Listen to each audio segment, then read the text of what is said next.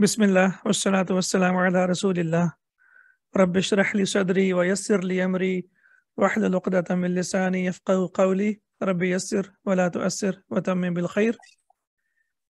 In the previous lesson, we learned about the alphabet and then the harakat, that's the vowel signs, and then also some other like sukoon and tashdid. Now, inshallah, we move on. As we progress from the letters, we move on to the words now. And inshallah, then we will continue. And from the words, we will move on to the phrases. And from the phrases, we will move on to the sentences. So we start from word. It's called kalimatun. A meaningful combination of letters is called a word. Why do we say meaningful combination? Because there can be a combination that is not meaningful. Let's look at the example. In English, we have pen. It's P-E-N. But if we make it E-P-N, it's a combination of letters, but it's not meaningful. Similarly, if we make it N-P-E, it's a combination of letters, but it's not meaningful. So that's why kalima is a meaningful combination of letters. And we can see here, similarly in Arabic, we have qalamun. So it makes sense and it means a pen. But if we change, for example, if we make it mim lam qaf or lam mim qaf lamakun, that wouldn't make any sense. Similarly, we have rajulun, that means a man. And then we have ma'rifatun, that means knowledge. So all of these are meaningful words and all of them have meaning, clear meaning. So kalima is basically a meaningful combination of letters. Then we move on to the types of words in Arabic. And there are only 3 types of words in Arabic. As we have seen that kalima is meaningful combination of words. And the 3 types that we can see here are ismun, noun, fi'lun, verb, harfun is particle or preposition. We learned huruf in the previous lesson, but those huruf are alphabet, as we discussed that they are used to construct or make words. But these huruf are called particles or prepositions. So these are meaningful and they will have their own meaning, and inshallah, when we proceed further, we will see in detail. So we have ismun, fi'lun, wa harfun. Now let's see the difference between parts of speech in English and in Arabic.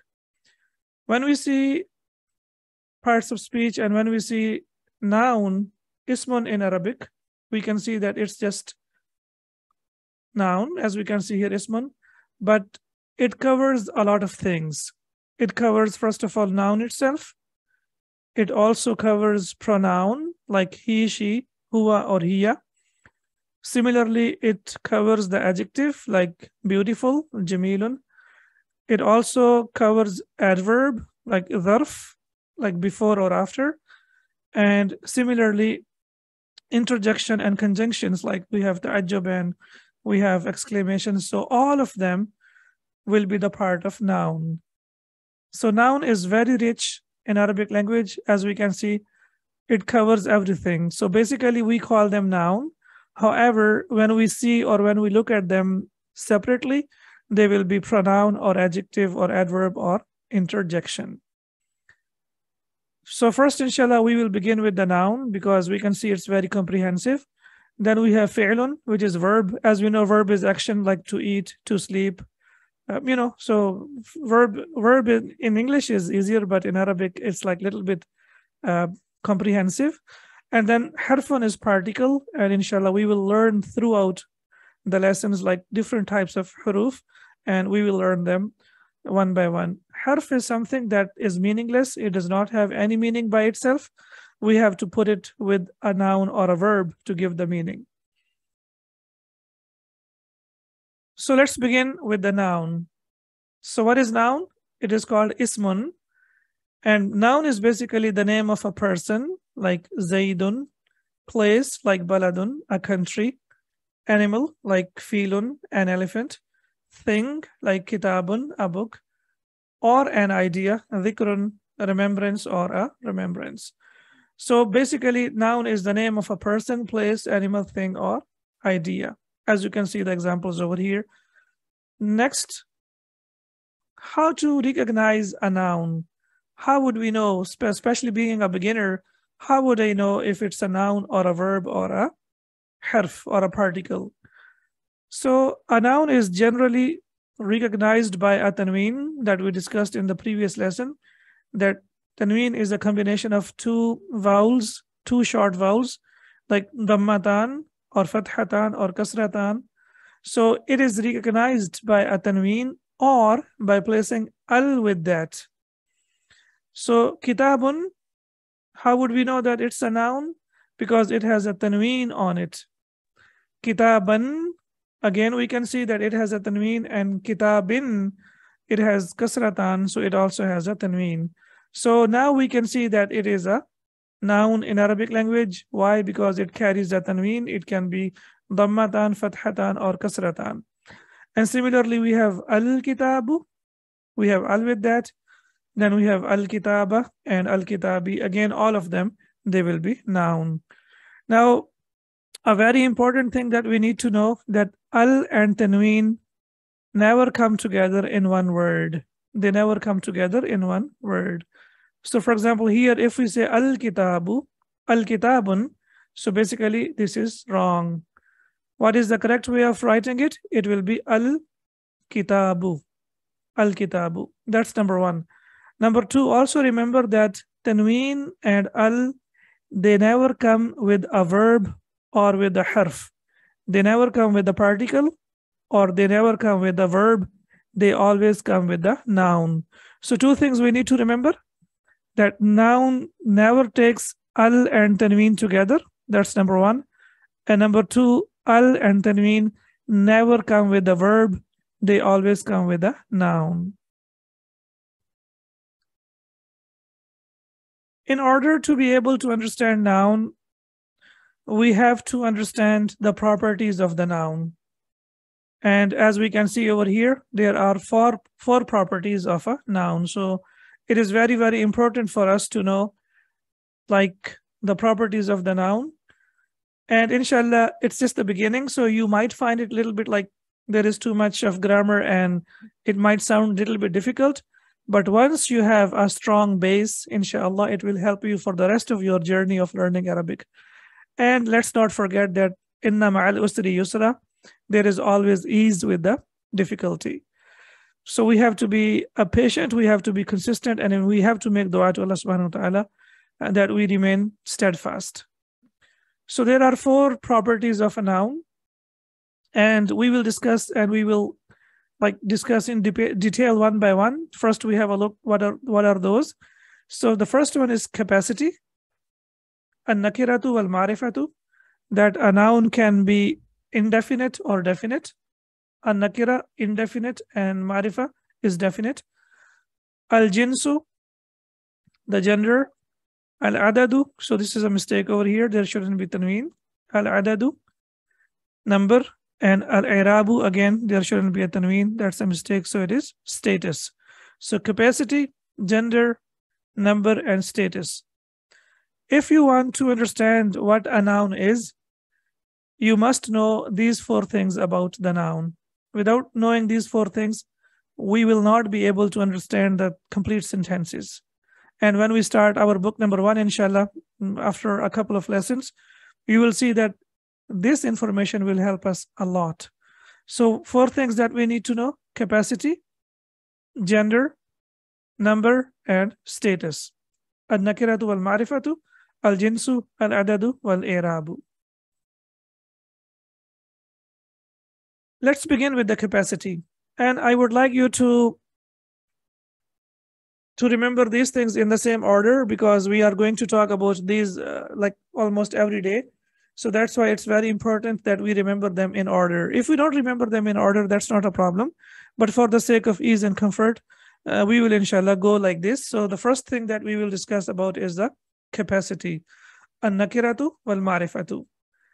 And we can see here that noun is divided into two kinds. What are those two kinds?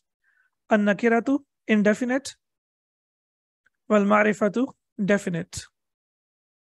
And initially, I will provide you with the both, like I will provide you with the English and the Arabic translation. But inshallah, with the passage of time, we have to get used to the Arabic terms only, and there is no need to focus on the English terms because our ultimate target is to learn Arabic. Now, let's see what is indefinite noun. What is an-nakira? A common noun. So basically, we can see here that a common noun that ends with a tanween is called an-nakira. Very simple. A common noun that ends with a tanween is called nakira. It equals a or an in English. And when we see here, for example, jannatun, and look at the translation of jannatun, what is the translation? A garden. So we can see over here that it equals a or an. So jannatun, a garden. And why it is nakira? Because it has tanween and it is a common noun. A mountain, jabalun, again, it has a tanween and it's a common noun. It means any mountain and any garden. And rasulun, a messenger, and it refers to any messenger and not specific messenger. So that's why we have rasulun, that means a messenger. So a common noun that ends with tanween is called a nakira. And in English, generally, it gives the meaning of a or an, because there is nothing equal to a or an in English language. So how do we understand? We have to understand by the vowel signs, and these vowel signs will tell us how to translate it. Then we have definite, al-ma'rifa. Definite nouns are proper names given to a specific person, place, or thing. So these are basically proper names that are given to a specific person, place, or thing. And you can always relate it to the English language. Both common nouns and proper nouns, or indefinite, indefinite, and definite, they are similar to English. So whatever we have in English, they are similar to Arabic as well. So that's why, inshallah, it will be easy for us to understand the difference between common noun and proper noun. Now here we have al-jannatu. So it equals the in English when al is added to a common noun. So it's not always translated as the. It will be wrong to translate it the all the time. But whenever al is added, as we can see here, whenever al is added to a common noun, and please remember that we can only add al to a common noun. We cannot add al to a proper noun. That's not possible because the noun itself is proper. So we cannot make it proper. So that's not possible. So al-jannatu, the translation, look here, the garden. When it was jannatun, it was a garden. But when we say al-jannatu, then it is the garden. Then we have Makkatu, Makkah, and it's a proper name. It's a proper place. So there is no need to say al-Makkah with that. Similarly, Zainabu, and then we have Zaidun. Now you might be thinking, like with al, we don't use tanween, right? Al does not take tanween, as we discussed earlier. Why Makkah and Zainab do not have tanween? And inshallah, we will discuss about this when we proceed further. It's not a mistake. It's because this is the requirement that here we don't have to put tanween and here we don't have to put tanween. It's not possible to put it with every noun. We can put it with, yes. Why does Zaidun has the tasneem? Yeah, it's a very good question. So that's what I was about to tell you, that it's not necessary that all the nouns that are proper nouns, they do not take tanween. Some of them, they will take tanween. So how do we know if it's a common noun or a proper noun? As I told you, first of all, if you know in English, you will be able to understand that when we say kitab, when we say a book, that means any book. So that means kitabun. But when we say the book, that means we are referring to a specific book. So that will be al-kitabu. So that is easy to understand. Also, please remember that most of the nouns in Arabic language, whether they are common noun or proper noun, they take tanween. Most of them, and especially the names of the persons. Most of the names of the persons, they take tanween. Not the names of the places. Names of places, generally, they don't take tanween. But the names of persons like Salimun, Hamidun, Muhammadun, Mahmudun, Zaidun, they take tanween, and you will know the reason, inshallah, when you proceed further, like why do they take tanween? Because basically they are not proper nouns. We make them proper nouns. Because Hamidun is someone who praises a lot. So that is not a proper noun. But when we name someone as Hamid, then it becomes a proper noun. Similarly, when we say Sajidun, someone who is like doing prostration or who is prostrating a lot, Sajidun. So that means who is Sajidun? He is someone who prostrates a lot. But when we name someone as Sajidun, then it becomes a proper noun and it has to carry tanween. We cannot drop it. So now we can see over here that al can't be added to Makkah or Zaidun as they are definite by nature. So with the proper nouns, we cannot add al. That's not possible. However, if there is a common noun and we want to transfer it into a proper noun, then we have to use al with that. You have to be slightly patient. I know lots of things are like, you are thinking about lots of things and ideas, but inshallah, with the passage of time, when we proceed further, we will discuss everything, inshallah, in detail. And that's why you might have seen that we started from complete beginning.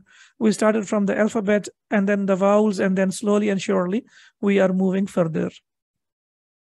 So how many types are there for the capacity? How many types are there? Two. Two. What are those? Ma'rifatu. Excellent. Yeah, as of now, we need to remember only these two things, okay? Then I have a good news for you over here, that every noun in Arabic is indefinite by default. By default. So whenever you look at the noun for the first time, okay, here you go. You think it's a common noun.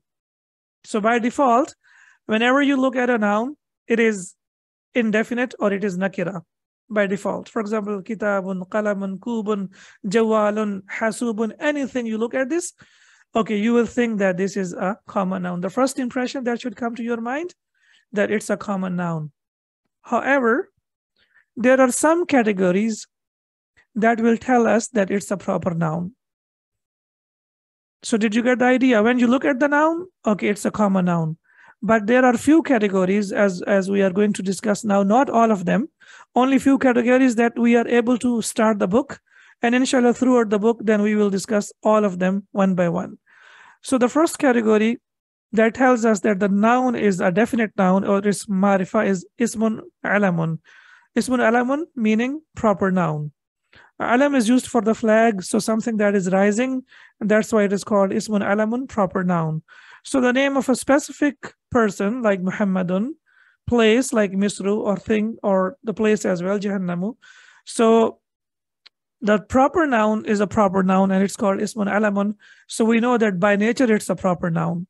For example, we know even in English, like for example, we say London or we say Pakistan or America or any other place, we know that we don't use the with them.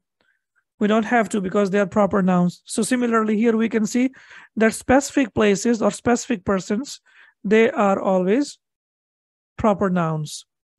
However, you need to notice over here something. Just notice, please. Don't worry about it. Just notice that Muhammadun has tanween, but Misru and Jahannamu do not have tanween.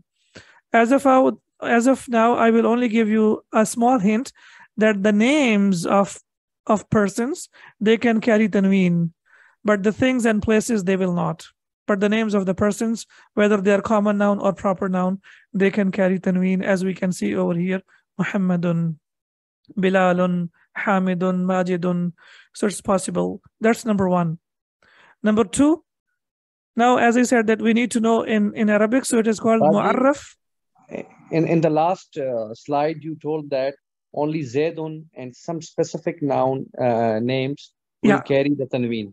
Exactly. And most of them is not carrying. But now you are saying Muhammadun and Talibun, Bilalun, mean all these. Excellent. Yeah, actually what happened, I corrected myself after that I tried to correct myself that if it's a place or if it's not, it's ghair aqil, if it's not human being, then most of them do not carry tanween. But if it's the name of a person, the name of a person, and I explained that when we say, for example, we say Sajidun, Sajidun is a common noun. Please know that. It's a common noun. However, when you associate it with the person, when you name a person with the name of Sajid, only then it becomes a proper noun. Similarly, Muhammadun is the common noun, by the way. But when you name someone as Muhammadun, because Muhammadun is Ismul Maf'ul, and that means someone who is praised a lot. So in Arabic, by nature, they are common nouns, but when we associate them with someone, then they become a proper noun. So please remember. In both cases, it will carry tanween. Mean if it is common or proper, both. Excellent. Yeah, common noun always carries a tanween, as I told you. And proper noun, when it's the name of a person, most likely, then it will carry a tanween. Okay, thank you. Is this clear? All right. The second one is mu'arraf bil lam.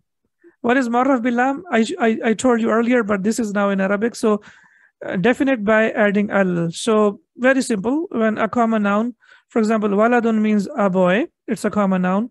But when we add al with that, then it becomes the boy. Al waladu, the boy. So what do we call that?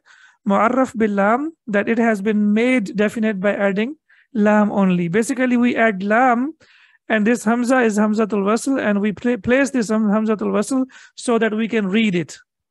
So that's why when we say alhamdulillah, basically it is definite by adding only lam, and it is not definite by adding al, but we say al because we have to add hamza so that we can read it. Did you get the idea? So when lam is added, and this is called lamut tarif, that means the lam that makes a common noun a proper noun. So when lam is added to a noun, it becomes a proper noun. When lam is added to a common noun. But the combination is called al. Why it is called al? Because this is hamzatul wasl, and we have to put it so that the noun is readable. Because if it is in the beginning of the sentence, how will you read it? For example, how will you read alhamdulillah? How will you read it? Not possible. It's impossible because we cannot start a word in Arabic with sakin, and we know lam is sakin. So that's why we have to place that hamza, and it's called hamzatul wasl, and that's why. And it is always recited with fatha. Please remember, this hamza with al is always recited with fatha. We cannot recite it with dhamma or kasra. It's not possible. We can't say ul, and we cannot say il. We always have to recite it with or read it with fatha. So it will be alhamdulillah, as we can see over here. So that's why we will say al waladu. And the reason I'm not putting fatha on that, because this is hamzatul wasl, and we know hamzatul wasl normally has a small sad on that. There is a small sign of sad. If you look in the Musaf in the Quran, it has a small sign of sad, like the first part of sad, and like the harf sad, it will have onto this, and that means that this is hamzatul wasl. So the Musaf that you see in subcontinent, it has fatha on that, but the Musaf that you see in the Middle East, you will see that it has only small sad on that, and it is called hamzatul wasl. And number 3, asma'ul ishara. Our book starts with asma'ul ishara, so that's why I have decided to add asma'ul ishara as well. Demonstrative pronouns. So all asma'ul ishara, for example, hadha and dhalika, this and that, they are proper nouns. They are proper nouns. Okay, and we have 7 categories. We have discussed 3 so far, because only 3 we need to start the book, and the rest of the 4 categories, inshallah, we will discuss and we will add to the list when we proceed with the lessons, because I don't really want to give you all the information in the beginning, and when we start the book we are confused what exactly is going on. So we will only take the information that is enough for us to start the book. Okay, so how many types of definite nouns are there? Marifa, we have discussed so far. We have discussed 3. What are those? Proper noun, Proper noun. Proper noun ismun alamun, yes, made definite by al. Ma'riful billah. Excellent. Asma'ul ishara. Asma'ul ishara. So these 3 we need to remember. Excellent. 3 types. Perfect. Yes, 3 types. that's what we need to remember. Excellent. Perfect. And then a little bit more about the gender. Al-jinsu. So the gender, there are only 2 genders in Arabic. And what are those? Very simple. Al-mudhakkaru والمؤنث. Excellent. Masculine and feminine. Okay. So now you can see that capacity and gender, they are a set of two. How they are a set of two? Because capacity has indefinite and definite. And similarly, gender has masculine and feminine. So they have a set of two. And inshallah, when we discuss the next two that are like status and the next one, the number, they will have three. So we focus only on these two. So capacity and gender, they have a set of two.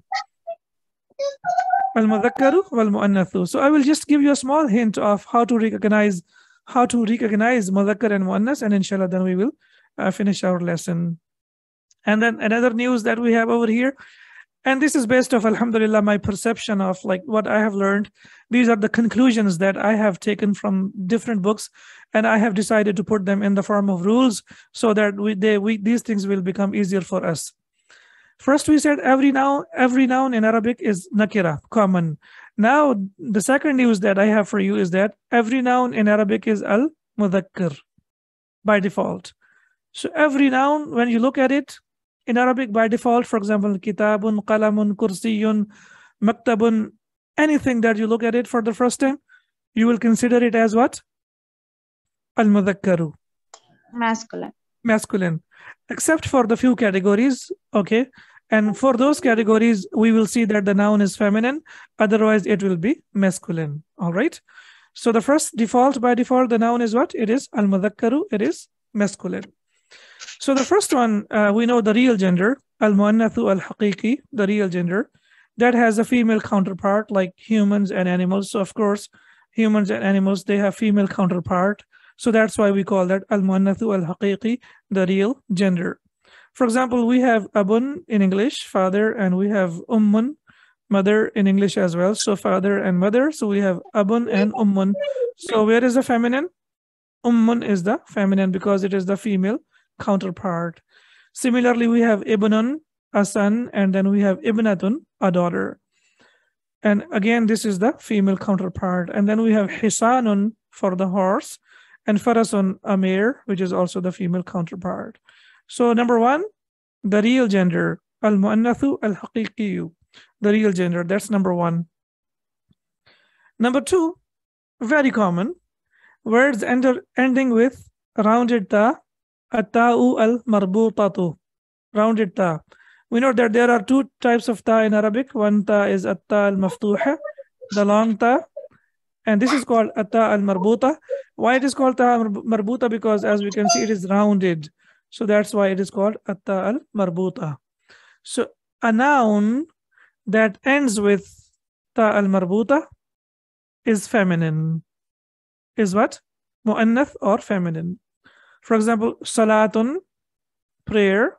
So it's feminine. Why? Because it ends with ta marbuta. Zakatun, charity. Again, it's feminine because it ends with ta marbuta. Jannatun ends with ta marbuta. Ummatun, a nation, also ends with ta marbuta. And baqaratun, Surah Baqarah in the Quran. So baqaratun, a cow, also it is ta marbuta, and that's why it is feminine.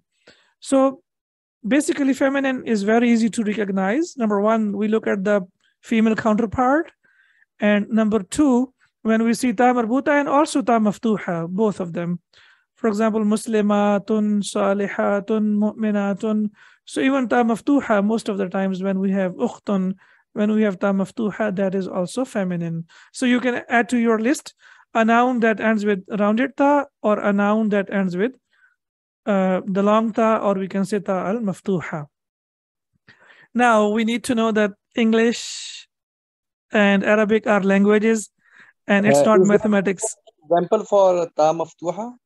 Muslimatun. But here it is not written. Yeah, it's not written exactly. So something that popped up now. For example, Muslimatun, Mu'minatun, Kafiratun. And inshallah, that's for the future reference, because when we will change masculine into feminine, then we will see. But in Muslimatun, but in the end, it ends with tun. And it has ta maftuha. I'm saying, brother, the long ta. Okay. The long ta. So there are two types of ta in Arabic. One is like the boat shape, the long one, which is the letter, right? And then there is another ta, which is called ta al-marbuta, the short ta or the rounded ta. So whether it ends with ta al-marbuta, we will focus only on this one as of now, and inshallah we leave it to the next lessons. Ta al-maftuha. So we have exceptions because language is not mathematics. You know, in mathematics we have 2 + 2 is 4, and it has to be 4 all the time. We cannot make it 5 or 3. But in language we always have exceptions, and you have to be ready for the exceptions. All right. So what are the exceptions over here? Sometimes, and I'm just giving you a gist, and inshallah with the passage of time, with the experience, you will learn and you will come to know whether it's masculine or feminine. But 99.9% of the nouns that end with ta marbuta, they are feminine, 99.9%. So that means exceptions are very few. Some words ending with ta marbuta can be masculine. For example, khalifatun, a successor. So when you look at the meaning in English, you will come to know that khalifatun in the Quran also it has been inni ja'ilun khalifa. So in the Quran also it is used as masculine. So khalifatun is masculine. Similarly, usamatu and hamzatu. These are masculine names, but they do not have tanween, and there is a reason for that. And inshallah, these reasons we will discuss in detail. So we can see over here that it's a masculine name. So we cannot say Osama is a feminine, right? By default, we know these names. Alhamdulillah, we are Muslims, and we know that our Muslim brothers, they have these names like Osama and Hamza and all these names. So because these are the masculine names, that's why we will not say that they are feminine. However, if you want to recognize a noun, it's very simple. You look at ta marbuta, 99%, inshallah, it will be a feminine noun. So there are only 2 things that we have discussed so far. Number 1, the real counterpart or the feminine counterpart, or al-mu'annath al-haqiqi. And number 2, a noun that ends with ta marbuta. Is everything clear? Yes. Any Yes, questions? yes. Okay. Okay, perfect. So it's a time for test now. Now it's time for the test. So inshallah, you will answer these questions now. There are types of words in Arabic. 3 types. Okay, excellent. There are properties of noun. 4. 4. types. 4 properties of noun. Yeah, we are talking about the properties. Please be careful. Capacity, status, number, and gender. 4 properties. Okay. Yes. Which 2 properties of noun did we learn in this lesson? Capacity and Gender gender. and Capacity and gender. Excellent. Capacity, an-nakira wal-marifa. And then the second one is gender, which is Al-jinsu. مذكر ومؤنث. al-jinsu, al-mudhakkar wal-mu'annath. Excellent. Now we have the next question where you have to tell me if it's true or false. Every noun in Arabic is masculine by default. True. Okay, excellent. And every noun in Arabic is indefinite by default. Yes. True. Excellent. Perfect. Ahsantum. I'm so happy. MashaAllah, you're following up and your answers are perfect. Now, there are little bit or few more questions that we have to answer over here. Now, I will not ask you the question. You will tell me what it is and whether it is masculine or feminine, and whether it is a common noun or proper noun. Yes, baqaratun. Baqaratun is Feminine. Feminine. Indefinite or Feminine, definite? nakira. Nakira. Excellent. Hada.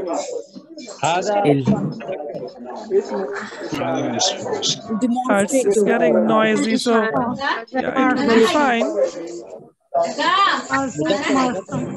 Proper noun. Can you please type the answers in the chat so that it doesn't become noisy? That would be fine if you can type in the chat. Yeah, that would be perfect. So, hada. What do you think? It's a proper. Excellent. It's a proper noun. And why? Because it is ismul ishara. Al-waladu. Yes, what about al-waladu? Proper noun. Excellent. And why it's proper noun? Because it carries al. Okay. What about khalifatun? Khalifatun is common or proper? Nakira. Excellent. Is it masculine or feminine? It's feminine. Again, masculine. It's in the exceptions. Yeah, it's in the exceptions. Okay, you need to be careful. Okay, then we have over here rasulun. Common noun. Feminine or masculine? Masculine. Masculine. Okay, al-Fatihatu. Feminine. Masculine. Common. Common noun. Feminine. Feminine. It has ta marbuta, isn't it? What's the name Yes. of the first surah of the Quran? Al-Fatiha. Al-Fatihatu. Yes, Surah Al-Fatiha. Suratun, because Suratun, the opener, the one who opens something. Fatihun is for the masculine and Fatihatun is for the feminine. And then we have Dhalika. What about Dhalika? Proper noun. Proper noun. Okay, and then we have Ummun, Feminine. Common. feminine, common noun. Excellent. Perfect. So Alhamdulillah, our lesson finishes here. And inshallah, when we meet again, we will discuss the next two properties. And after completing the next two properties, we will start the book. And inshallah, you will enjoy the book. When you start the book, you will see why do we need to take these lessons. Until then, inshallah, we need to be patient and we have to make sure that and we try to stay consistent. Subhanakallahumma wa bihamdika. Ashhadu an la ilaha illa anta astaghfiruka wa atubu ilayk. Assalamu alaikum wa rahmatullahi wa barakatuh.